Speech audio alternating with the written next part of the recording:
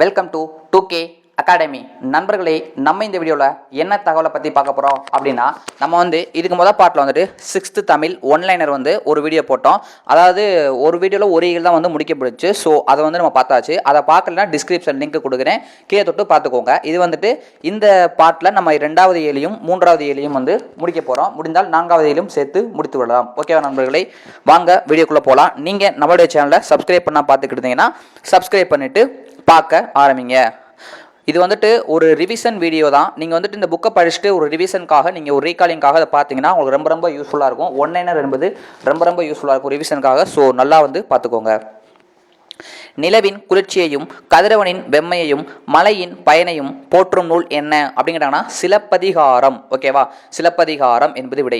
அடுத்து, திங்களை போற்றுதும் என்ற பாடலை இயற்றியவர் யார் அப்படின்னு கேட்டாங்கன்னா இளங்கோவடிகள். ஆத்திமலர் மாலையை அணிந்த மன்னன் யார்? சோழன். ஆத்திமலர் மாலையை அணிந்த மன்னன் சோழர். காவிரி ஆறு பாய்ந்து வளம் செய்யும் நாட்டை ஆட்சி செய்பவன் யார்? சோழன். காவிரி ஆறு பாய்ந்து வளம் செய்யும் நாட்டை ஆட்சி செய்பவன் சோழர். இளங்கோவடிகள் எந்த மரபை சேர்ந்தவர்? சேரர். இளங்கோவடிகள் சேரர் மரபை சேர்ந்தவர். ஓகேவா. இளங்கோவடிகள் எத்தனாம் நூற்றாண்டை சேர்ந்தவர்? கிபி 2ஆம் நூற்றாண்டை சேர்ந்தவர். காலம் கிபி 2ஆம் நூற்றாண்டு. ஐம்பெருங்காப்பியங்களுள் ஒன்று சிலப்பதிகாரம். ஐம்பெருங்காப்பியங்கள்லாம் சிலப்பதிகாரம், மணிமேகலை, சிவகசிந்தாமணி, வளையாபதி, குண்டலகேசி அல்ல குண்டுமணி, அதாவது குண்டலகேசியும் மணிமேகலையும் பௌத்த காப்பியங்கள் ஞாபகம் வச்சுக்கோங்க. மிச்சம் 3ம் சமண காப்பியங்கள். ஒரு எக்ஸ்ட்ரா தகவல் ஞாபகம் வச்சுக்கோங்க. முத்தமிழ் காப்பியம், குடிமக்கள் காப்பியம் என அழைக்கப்படும் நூல் சிலப்பதிகாரம். இரட்டை காப்பியம் என அழைக்கப்படும் நூல் சிலப்பதிகாரம், மணிமேகலை. திங்கள் ஞாயிறு மலை என இயற்கையை வாழ்த்துவதாக அமைந்த நூல் சிலப்பதிகாரம். கழுத்தில் சூடுவது தார், அதாவது தார்னு என்ன எடுத்தோம்னா மாலை அப்படின்னு சொல்லிட்டு எடுத்தோம். கழுத்தில் மாலை தானே போடுவோம். ஸோ கழுத்தில் சூடுவது தார். கதிரவனின் மற்றொரு பெயர் ஞாயிறு. திங்கள்னா நிலவு, கதிரவன்னா ஞாயிறு, ஆதவன், இதெல்லாம் கதிரவனின் பெயர்கள். அடுத்து, மாமலை போற்றுதும் நாமநீர் வேலி உலகிற்கு அவன் அளிபோல் என்ற பாடல் இடம்பெற்றுள்ள நூல் எது? சிலப்பதிகாரம். 6th புக்கில் இருக்கும்ல, அதான் பார்த்துட்டு இருக்கோம். தமிழின் முதல் காப்பியம் சிலப்பதிகாரம். தமிழில் தோன்றிய முதல் காப்பியமே சிலப்பதிகாரம் தான். சிலப்பதிகாரம் என்பது ஒரு சமண காப்பியம். ஓகேவா. குடிமக்கள் காப்பியம், தேசிய காப்பியம் என பலவாறு அழைக்கப்படும். அடுத்து, சொல்லும் பொருளும் தருக. திங்கள் நிலவு, கொங்கு மகரந்தம், அலர் மலர்தல், திகிரி ஆணைச்சக்கரம், பொற்கோட்டு பொன்மயமான சிகரத்தில், மேரு இமயமலை. ஓகேவா. இது ஒரு ரிவிஷன் பர்பஸுக்காக தான் நம்ம ஒன்லைனை போட்டுட்ருக்கோம். ஸோ நல்லா பார்த்துக்கோங்க. ஒரு டைம் தான் ரிவிஷன் பண்ண தான் கரெக்டாக இருக்கும். நாமநீர் அச்சம் தரும் கடல், அலி கருணை. ஓகே. அடுத்து, காணி நிலம் வேண்டும். பாரதியாருடைய பாடம் வந்தாச்சு. காணி நிலம் வேண்டும் பராசக்தி என தொடங்கும் பாடலின் ஆசிரியர் யார்? காணிலம் வேண்டும் சொல்லிட்டு பாரதியார் ஒரு பாடல் பாடியிருப்பார். ஸோ பாரதியார் என்பது விடை. காணி என்ற சொல் டேஸை குறிக்கும்? நில அளவை குறிக்கும். காணி என்ற சொல் நில அளவை குறிக்கும். மாடங்கள் மாளிகையின் அடுக்குகள். மாடங்கள் சொல்லின் பொருள் மாளிகையின் அடுக்குகள். சித்தம் சொல்லும் பொருளும் உள்ளம். சித்தம் உள்ளம். 20ஆம் நூற்றாண்டின் இணையற்ற கவிஞர் பாரதியார். 20ஆம் நூற்றாண்டின் இணையற்ற கவிஞர் பாரதியார். பாரதியாரின் இயற்பெயர் யாதுங்கிறனா சுப்பிரமணியன். பாரதியாரின் இயற்பெயர் சுப்பிரமணியன், சுப்பையா, எது கொடுத்தாலும் கரெக்டு தான். சுப்பிரமணியனுக்கு எட்டயபுரம் மன்னர் டேஸ் என்னும் பட்டம் வழங்கி சிறப்பித்தார் பாரதி. பாரதி என்னும் பட்டத்தை கொடுத்தவர் யாருன்னு பார்த்தோம்னா எட்டயபுரம் மன்னர் தான் கொடுத்துருப்பாரு. அடுத்து, மண் உரிமைக்காகவும் மற்றும் பெண் உரிமைக்காகவும் பாடியவர் நாட்டுப்பற்றும் மொழிப்பற்றும் மிக்க பாடல்களை பலவற்றை படைத்தவங்கன்னா பாரதியார். பாரதியார் தான் நாட்டுப்பற்றும் பாடியிருப்பார், மொழிப்பற்றும் பாடியிருப்பார். ஸோ இதெல்லாம் நல்ல ஒரு லைனு கொஸ்டின் கேட்டிருக்காங்க. ஸோ நல்லா பார்த்துக்கோங்க. பாஞ்சாலி சபதம், கண்ணன் பாட்டு, குயில் பாட்டு என்ற நூல்களை இயற்றியவர் பாரதியார். பாஞ்சாலி சபதம், கண்ணன் பாட்டு, குயில் பாட்டு. அடுத்து, கிணறு என்பதை குறிக்கும் சொல் கேணி. சித்தம் அப்படின்னா உள்ளம். இது புக் பேக்கு, அதான் வச்சுருக்காங்க. அடுத்து, வலசை போதல். இந்த பறவைகள் இடம்பெயர் இந்த பாடம் இருக்கும்ல, அது பறவைகள் இடம்பெயர்தலை டேஸ் என்பர். வலசை போதல். பெரும்பாலும் எந்த வகை பறவைகள் வலசை போகின்றன? நீர்வாழ் பறவைகள் தான் பெரும்பாலும் வலசை போகின்றன. பறவைகள் எவற்றிற்காக இடம்பெயர்கின்றன? உணவு, இருப்பிடம், தட்பவெப்பநிலை மாற்றம், இனப்பெருக்கம். இதற்காக தான் பறவைகள் இடம்பெயர்கின்றன. இது கேட்டிருக்காங்க ஆல்ரெடி. ஸோ நல்லா பார்த்துக்கோங்க. தமிழில் கேட்கலாட்டியும் ஜிகே சைடில் அது கேட்பாங்க. அதுக்காக தான். பறவைகள் எவற்றை அடிப்படையாக கொண்டு இடம்பெயர்கின்றன? நிலவு, விண்மீன், புவி ஈர்ப்பு புலம். நிலவு, விண்மீன், புவி ஈர்ப்பு புலம். பறவைகள் வடக்கிலிருந்து தெற்கு நோக்கியும் மேற்கிலிருந்து கிழக்கு நோக்கியும் வலசை போகின்றன. பறவைகள் எவ்வாறு வலசை போகின்றன? வடக்கிலிருந்து தெற்கு நோக்கியும் மேற்கிலிருந்து கிழக்கு நோக்கியும் வலசை போகின்றனர். சிறகடிக்காமல் கடலையும் தாண்டி பறக்கும் பறவை கப்பல் பறவை. சிறகடிக்காமல் கடலையும் தாண்டி பறக்கும் பறவை கப்பல் பறவை. கப்பல் பறவை தரையிறங்காமல் டேஷ் கிலோமீட்டர் வரை பறக்கும். 400 கிலோமீட்டர் வரை பறக்கும். கப்பல் பறவை தரையிறங்காமல் 400 கிலோமீட்டர் வரை பறக்கும். இந்த கப்பல் பறவையின் வேறு பெயர்கள் கப்பல் கூளைக்கடா, கடற்கொள்ளை பறவை எனவும் அழைக்கப்படும். கப்பல் கூளைக்கடா, கடற்கொள்ளை பறவை எனவும் அழைக்கப்படும். நாராய் நாராய் செங்கல் நாராய் என்ற பாடலை இயற்றியவர் யார்? சத்திமுத்து புலவர். நாராய் நாராய் செங்கல் நாராய் என்ற பாடலை இயற்றியவர் சத்திமுத்து புலவர். தென்திசை குமரியாடி வடதிசைக்கு ஏகுவீராயின் என்ற பாடலை இயற்றியவர் சத்திமுத்து புலவர். தென்திசை குமரியாடி வடதிசைக்கு ஏகுவீராயின் இந்த பாடலை இயற்றியவர் சத்திமுத்து புலவர். ஐரோப்பாவில் இருந்து தமிழகத்திற்கு டேஸ் வருவது தற்போதைய ஆய்வில் உறுதிப்படுத்தப்பட்டுள்ளது. செங்கால் நாரைகள் அன்னைக்கும் சத்திமுத்துல பாடினப்பையும் அந்த இது வந்திருக்கு, இன்னைக்கும் வருது அப்படின்னு சொல்லி சொல்றாங்க, பார்த்துக்கோங்க. அடுத்து, தற்போது வெகுவாக அழிந்து வரும் பறவை இனம் சிட்டுக்குருவி. ஏன்னா அந்த டவர் இதெல்லாம் போட்டாங்களே, அதனால சிட்டுக்குருவி நிறைய அழிஞ்சிக்கிட்டு வருது அப்படின்னு சொல்லி சொல்றாங்க. ஆண் சிட்டுக்குருவியின் தொண்டை பகுதி கருப்பு நிறத்தில் இருக்கும், உடற்பகுதி அடற்பழுப்பாக இருக்கும். ஆண் சிட்டுக்குருவியின் தொண்டை பகுதி கருப்பு நிறத்தில் இருக்கும், உடல் பகுதி அடல் பழுப்பாக இருக்கும். பெண் சிட்டுக்குருவியின் உடல் முழுவதும் மங்கிய பழுப்பு நிறத்தில் இருக்கும். பெண் சிட்டுக்குருவியின் உடல் முழுவதும் மங்கிய பழுப்பு நிறத்தில் இருக்கும். சிட்டுக்குருவி எத்தனை நாள் அடை காக்கும்? 14 நாட்கள். சிட்டுக்குருவி எத்தனை நாள் அடை காக்கும்? 14 நாட்கள். சிட்டுக்குருவி வாழ முடியாத பகுதி துருவ பகுதி. பறவைகள் வலசை போவதை பற்றிய பாடிய தமிழ் புலவர் சத்திமுத்து புலவர். சத்திமுத்து புலவர் 1500 ஆண்டுகளுக்கு முன் வாழ்ந்தவர். சத்திமுத்து புலவர் 1500 ஆண்டுகளுக்கு முன்பு வாழ்ந்தவர். சிட்டுக்குருவி இமயமலை தொடரில் டேஷ் மீட்டர் உயரத்தில் கூட வாழ்கிறது. 4000 மீட்டர் உயரத்தில் கூட நம்ம சிட்டுக்குருவி வாழ்ந்துகிட்டு இருக்காங்க, தெரிஞ்சுக்கோங்க. சிட்டுக்குருவியின் வாழ்நாள் 10லேருந்து 13 வருடங்கள், கிட்டத்தட்ட 10 வயசுலேருந்து 13 வயசு வரைக்கும் சிட்டுக்குருவி வாழும் அப்படின்னு சொல்கிறாங்க.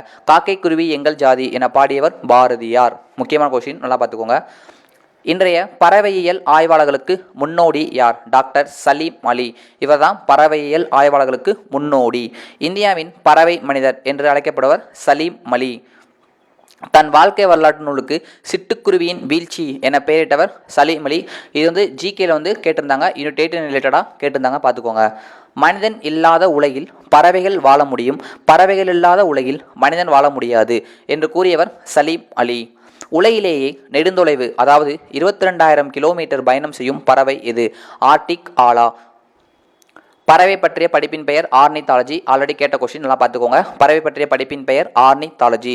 உலக சிட்டுக்குருவிகள் தினம் மார்ச் 20. அன்னைக்கு தான் மகிழ்ச்சி தினம் அப்படின்னு கூட சொல்லுவாங்க. ரெண்டையும் தெரிஞ்சு வச்சுக்கோங்க, கேட்ட கொஸ்டின் அதெல்லாம். சிட்டுக்குருவிகள் வாழ முடியாத பகுதி துருவ பகுதி. ரிப்பீட்டட் கொஸ்டின் விட்டுடலாம். கிழவனும் கடலும் என்ற நூல் நோபல் பரிசு பெற்ற ஆண்டு 1954. அடுத்து, கிழவனும் கடலும் என்ற நூலின் ஆசிரியர் எர்னஸ்ட் ஹெமிங்வே. ஓகேவா? அடுத்து, இலக்கணம். தமிழ் எழுத்து எத்தனை வகைப்படும் கேட்டாங்கன்னா 2 வகைப்படும். ஓகேவா? தமிழ் எழுத்து 2 வகைப்படும்.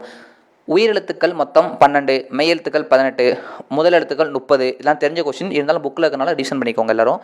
பிற எழுத்துக்கள் தோன்றுவதற்கும் இயங்குவதற்கும் முதற் காரணமாக எழுத்து முதல் எழுத்து. ஓகேவா? பிற எழுத்துக்கள் தோன்றுவதற்கும் இயங்குவதற்கும் முதற் காரணமான எழுத்து முதல் எழுத்து. முதல் எழுத்துக்களை சார்ந்து வரும் எழுத்து சார்பெழுத்து. அது முதல் எழுத்துக்களை சார்ந்து வருவதாக அதை சார்பெழுத்துன்னு சொல்லுவாங்க. சார்பெழுத்து 10 வகைப்படும். என்னென்ன பார்த்தோம்னா உயிர்மை, ஆயுதம், உயிரிழபடை, ஒற்றளபடை, ஐகார குறுக்கம், அவுகார குறுக்கம், மாகார குறுக்கம், ஆயுத குறுக்கம், குற்றியலிகரம், குற்றியலிகரம். இது 10 தான் சார்பெழுத்துக்கள்.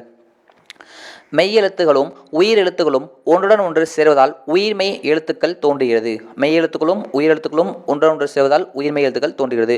ஆயுத எழுத்தின் வேறு பெயர் மிக முக்கியமானது, பார்த்துக்கோங்க. முப்புள்ளி, முப்பாற்புள்ளி, தனிநிலை. முப்புள்ளி, முப்பாற்புள்ளி, தனிநிலை. அடுத்து, திருக்குறள். அறநூல்களில் உலக பொதுமறை என போற்றப்படும் சிறப்பு பெற்ற நூல் உலக பொதுமறை திருக்குறள். 7 சொற்களில் மனிதருக்கு அறத்தை கற்றுத்தரும் நூல் திருக்குறள். நல்லா பார்த்துக்கோங்க, இதெல்லாம் முக்கியம் எல்லாமே. திருக்குறள். திருவள்ளுவர் 2000 ஆண்டுகளுக்கு முற்பட்டவர். எக்காலத்துக்கும் பொருந்தும் வாழ்க்கை நெறிகளை வகுத்து கூறியவர் திருவள்ளுவர். எக்காலத்துக்கும் பொருந்தும் வாழ்க்கை நெறிகளை வகுத்து கூறியவர் திருவள்ளுவர். திருவள்ளுவர் எந்தெந்த அடைமொழியால் சிறப்பிக்கப்படுகிறார்? வான்புகழ் வள்ளுவர், தெய்வ புலவர், பொய்யில் புலவர். இதான் திருவள்ளுவரின் வேறு பெயர்கள். திருக்குறளின் 3 பிரிவுகள்: அறத்துப்பால், பொருட்பால், இன்பத்துப்பால். 11 கீழ்கணக்கு நூல்களுள் ஒன்று திருக்குறள். திருக்குறள் எத்தனை அதிகாரங்களை உடையது? 133 அதிகாரங்களை உடையது. 1330 குறட்பாக்களை உடையது. வாயுரை வாழ்த்து என அழைக்கப்படும் நூல் திருக்குறள். திருக்குறளுக்கு வழங்கப்படும் வேறு பெயர்கள்: உலகப் பொதுமறை, வாயுரை வாழ்த்து, முப்பால். திருக்குறள் டேஸுக்கும் மேற்பட்ட மொழிகளில் மொழிபெயர்க்கப்பட்டுள்ளது அப்படிங்கிறாங்கன்னா 100க்கும் மேற்பட்ட மொழிகளில் மொழிபெயர்க்கப்பட்டுள்ளது. புல் என்பதன் வேறு பெயர். இது வந்து பறவை அப்படின்ற மட்டும் ஞாபகம் வச்சுக்கோங்க. அடுத்து கலைச்சொல். கான்டென்ட் அப்படின்னா கண்டம். கான்டென்ட் அப்படின்னா கண்டம். கிளைமேட் வானிலை. கிளைமேட் வானிலை. மைக்ரேஷன் வலசை போதல். கிராவிஷனல் ஃபீல்டு புவி ஈர்ப்பு புலம். ஸோ 2வது யூனிட் வந்து முடிஞ்சு நண்பர்களை. 3வது யூனிட் வந்து போயிடலாம். அகர வரிசையில் அறிவுரைகளை கூறும் இலக்கியம் எது? ஆத்திச்சூடி. புதிய ஆத்திச்சூடியை இயற்றியவர் பாரதியார். அறிவியல் சிந்தனைக்குள் ஆய்வில் மூழ்கு என்ற பாடலின் ஆசிரியர் நெல்லை சு. முத்து. அறிவியல் ஆத்திச்சூடி என்ற நூலை எழுதியவர் நெல்லை சு. முத்து.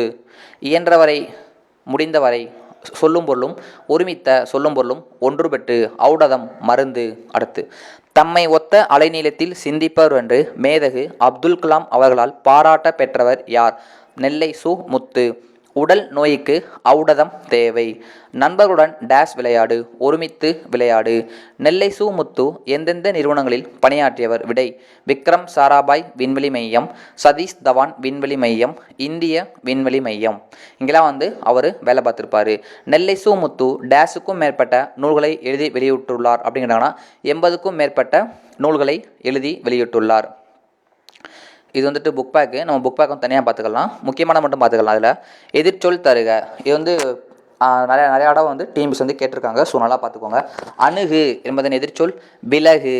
அடுத்து ஐயம் தெளிவு, ஊக்கம் சோர்வு. இதெல்லாம் வந்து எதிர்ச்சொல். ஓகேவா? ஊக்கம் சோர்வு, உண்மை பொய்மை. அடுத்து வானை அளப்போம் கடல் மீனை அளப்போம் என்ற பாடலின் ஆசிரியர் யார்? பாரதியார். அவன் எப்போதும் உண்மையை உரைக்கின்றான் என்பது அதோடைய விடை. இது புக் பேக்கில் இருக்கும். ஆழக்கடல் பல டைம் கேட்கப்பட்ட கேள்வி, ஒரு டவுட்டான கொஸ்டின். இதுக்கு விடை வந்து ஆழம் கூட்டல் கடல். நல்லா பார்த்துக்கோங்க. ஆழம் கூட்டல் கடல். நான் வந்துட்டு ஈஸியான மேக்ஸிமம் விட்டுட்டு போயிடுவேன். அது ரிவிஷன் பர்பஸ்க்காக தான். நல்லா பார்த்துக்கோங்க. செக் நாட்டை சேர்ந்த நாடக ஆசிரியர் காரெல் கபெக். செக் நாட்டை சேர்ந்த நாடக ஆசிரியர் காரெல் கபெக். ரோபோ என்ற சொல்லை முதலாக பயன்படுத்தியவர் யார்? Carrel Capek. ரோபோ என்ற சொல்லின் பொருள் அடிமை. நுண்ணுறவு கருவி என்பதற்கு இணையான ஆங்கில சொல் சென்சார்ஸ். நுண்ணுறவு கருவி என்பதற்கு இணையான ஆங்கில சொல் சென்சார்ஸ்.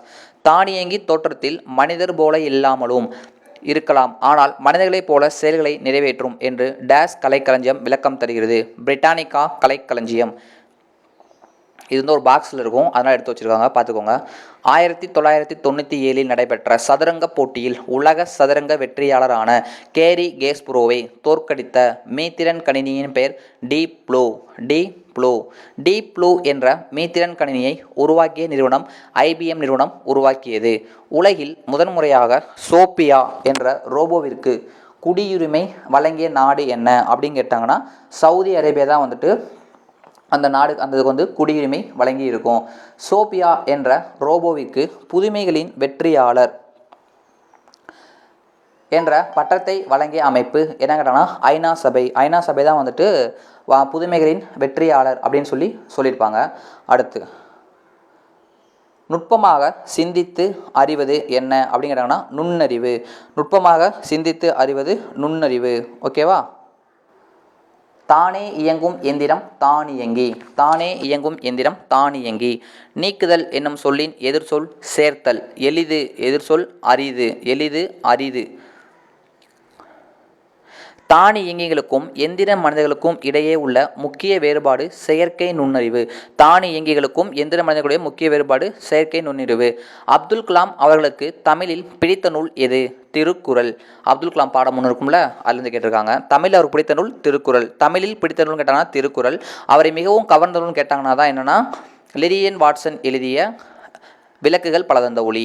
அறிவு அற்றம் காக்கும் கருவி செருவார்க்கும் உள்ளளிக்கல் ஆகா அரண் என்ற குறள் யார் வாழ்க்கைக்கு வலு சேர்த்ததுன்னா அப்துல் கலாம். குரூப் 1ல் வந்து 2019 கேட்டாங்க. பாதுகாப்பு கருவிகளில் பயன்படுத்தப்படும் டேஸை கொண்டு 300 கிராம் எடையில் செயற்கைக்கால்கள் உருவாக்கப்பட்டன. கார்பன் இலை. இந்தியா நிலவுக்கு அனுப்பிய செயற்கைக்கோளின் எடை என்ன? 525 கிலோ அப்படின்னு கொடுத்துருப்பாங்க. இங்கே போடாமல் இருக்குது, பார்த்துக்கோங்க. மொழி என்பதற்கு டேஸ் என்னும் பொருளும் உண்டு. சொல். மொழி என்பதற்கு டேஸ் என்னும் பொருளும் உண்டு. சொல். சொல்லில் முதலில் வரும் எழுத்துக்கள் மொழி முதல் எழுத்துக்கள். சொல்லின் இறுதியில் வரும் எழுத்துக்கள் மொழி இறுதி எழுத்துக்கள். சொல்லின் இடையில் வரும் எழுத்துக்கள் எவை? மெய்யெழுத்துக்கள் 18ம் சொல்லின் இடையில் வரும். உயிர்மெய் எழுத்துக்கள் சொல்லின் இடையில் வரும். ஆயுத எழுத்தும் சொல்லின் இடை, அதாவது ஆயுத எழுத்து பாருங்க, சொல்லின் இடையில் மட்டும்தான் வரும் அப்படின்னு சொல்லியிருக்காங்க. அளபெடையில் மட்டுமே உயிர் எழுத்துக்களில் சொல்லின் டேஸில் வரும்னா இடையில் வரும். ஓகேவா? உயிர் எழுத்துக்கள் வந்து அளபெடையில் மட்டும்தான் சொல்லின் இடையில் வரும். ராமன் விளைவை கண்டறிந்தவர் கேட்கப்பட்ட வினா சச்சிவி ராமன். இது சயின்ஸ் ரிலேட்டடாக கேட்பாங்க, தமிழ்லையும் கேட்பாங்க, பார்த்துக்கோங்க. சச்சிவி ராமன் ராமன் விளைவு வெளியிடப்பட்ட ஆண்டு பிப்ரவரி 28, 1968. அந்த பிப்ரவரி 28 தான் இன்றைக்கி நம்ம தேசிய அறிவியல் தினமாக கொண்டாடி கொண்டிருக்கிறோம். கலைச்சொல். ஆர்டிஃபிஷியல் இன்டெலிஜென்ஸ் செயற்கை நுண்ணறிவு. ஆர்டிஃபிஷியல் இன்டெலிஜென்ஸ் செயற்கை நுண்ணறிவு. சூப்பர் கம்ப்யூட்டர் மீத்திறன் கணினி. மெடிசன் மருந்து. சேட்டலைட் செயற்கைக்கோள். ரிசர்ச் ஆய்வு. பிளானட் கோள். ரோபோட் எந்திர மனிதன். இன்டெலிஜென்ஸ் நுண்ணறிவு. ஸோ நம்ம வந்துட்டு 2ஆவதுலையும் 3ஆவதுலையும் பார்த்தாச்சு நண்பர்களே. அடுத்த வீடியோவில் வந்துட்டு நம்ம எப்படி பார்க்குறோம்னா ஒரு டைமாக பார்த்துடலாம். ஓகேவா? டைமாக வந்து அடுத்ததுலேருந்து நம்ம பார்க்க ஆரம்பிச்சிடலாம் நண்பர்களே. ஸோ இன்றைக்கி வந்துட்டு இந்த வீடியோ ஃபுல்லாக பார்த்துருந்தவங்களுக்கு தெரியும், நம்மளோட டெஸ்ட் வந்து ஃப்ரீ டெஸ்ட் கண்டக்ட் பண்ணியிருக்கோம். ஃபஸ்ட் டெஸ்ட் வந்து இன்றைக்கி முடிஞ்சிருச்சு. கொஸ்டினும் அனுப்பிச்சாச்சு, வாட்ஸ்அப்கையும் அனுப்பிச்சாச்சு. ஸோ வந்து நீங்கள் யாரும் அந்த டெஸ்ட்டை பார்க்கல, அது தெரியாதவங்க இருந்தீங்கன்னா நான் வந்து டெலிகிராம் லிங்க் வந்து கீழே இந்த டிஸ்கிரிப்ஷன் லிங்கில் கொடுக்குறேன். நீங்கள் டெலிகிராம் லிங்கை தொட்டு ஜாயின் பண்ணி அந்த டெஸ்ட்டை போய் அட்டன் பண்ணிக்கோங்க. ஃப்ரீ டெஸ்ட் நல்லபடியாக போய்கிட்டு இருக்கு. நிறைய மக்கள் வந்து எழுதிக்கிட்டு இருக்காங்க. ப்ளஸ் இன்னொரு விஷயம் என்னென்னா, நீங்கள் பார்ட் 1 வந்து பார்க்கலைன்னா, அதாவது 1ஆம் இயலோடைய ஒரு வினாக்கள் பார்க்கலன்னா அதோடைய லிங்க்கும் டிஸ்கிரிப்ஷன் கொடுக்குறேன், அதையும் பார்த்துக்கோங்க நண்பர்களே. நம்மளுடைய சேனல் சப்ஸ்கிரைப் பண்ணி வச்சுக்கோங்க. இந்த வீடியோ யூஸ்ஃபுல்லாக இருந்தால் லைக் பண்ணிவிட்டு போங்க, உங்களுடைய ஃப்ரெண்ட்ஸுக்கும் ஷேர் பண்ணி விடுங்க. இது ஒரு ரிவிஷன் பர்பஸ்க்காக தான் இருந்தது. தேங்க்யூ. நெக்ஸ்ட் வீடியோ மீட் பண்ணலாம் நண்பர்களே.